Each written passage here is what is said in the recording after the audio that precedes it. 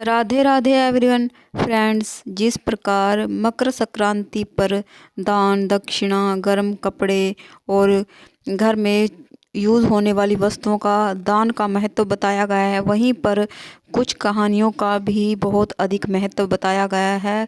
अगर हम मकर संक्रांति पर इन कहानियों को सुनने का नियम उठाते हैं, ये कहानियाँ भी उतनी ही पुण्य फलदायक होती हैं, तो इन्हें ज़रूर से सुने।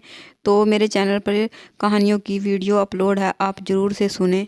बहुत समय पहले की बात है। भगवान श्री राम अपने राज्य अयोध्या में धर्म पूर्वक शासन कर रहे थे। मकर संक्रांति का पावन पर्व आने वाला था और अयोध्या में इस पर्व को लेकर बड़ी धूमधाम थी। चारों ओर उत्साह का माहौल था। लेकिन एक दिन एक रहस्यमय साधु अयोध्या पहुंचे और राजा राम से मिलने का आग्रह किया। साधु ने श्री राम से कहा, हे राजन, मैं एक गूढ़ रहस्य मैं लेकर आपके पास आया हूँ। मेरे तपोवन में पाताल लोक का द्वार खुल गया है और वहाँ से असुरों का आतंक बढ़ता जा रहा है। मुझे आपके धर्म, पराक्रम और बुद्धिमत्ता पर पूर्ण विश्वास है। केवल आप ही इस समस्या को हल कर सकते हैं।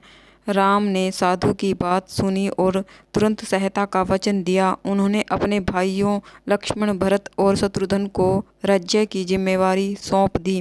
पाताल लोक जाने का निर्णय लिया।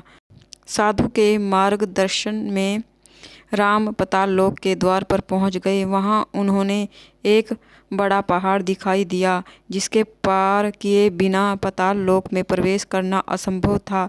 श्री राम ने ध्यान और तप से पहाड़ को पार किया और पाताल लोक पहुंच गए। पाताल लोक में उन्होंने देखा कि वहां के असुर सूर्य के उत्तरायण होने के पूर्व मकर संक्रांति को अपवित्र कर रहे थे। वे वहां के निवासियों को सताकर सूर्य देवता को अपमानित कर रहे थे। राम ने असुरों को चुनौती दी। असुरों के राजा ने कहा, हे राम, यह पाताल लोक है, यहाँ तुम्हारा धर्म नहीं चलता। यदि तुम हमें हराना चाहते हो तो हमें अपनी वीरता से परिचित करो। राम ने अपने पराक्रम से असुरों का अंत कर दिया और पाताल लोक में शांति स्थापित की। वहां के निवासियों ने राम को धर्म की ज्योति कहकर सम्मानित किया। उन्होंने राम से निवेदन किया कि वे मकर संक्रांति का महत्व बताएं।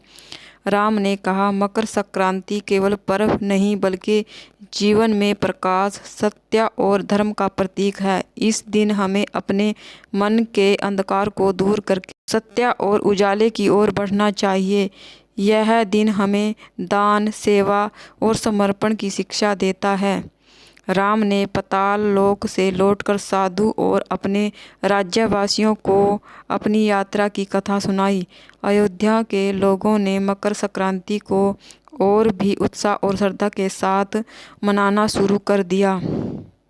इस कहानी से हमें यह शिक्षा मिलती है कि धर्म, सत्य और साहस की किसी भी विपत्ति का सामना किया जा सकता है। तो फ्रेंड्स, ये थी मकर संक्रांति पर सुनी जाने वाली राम के धैर्य और पराक्रम की कथा।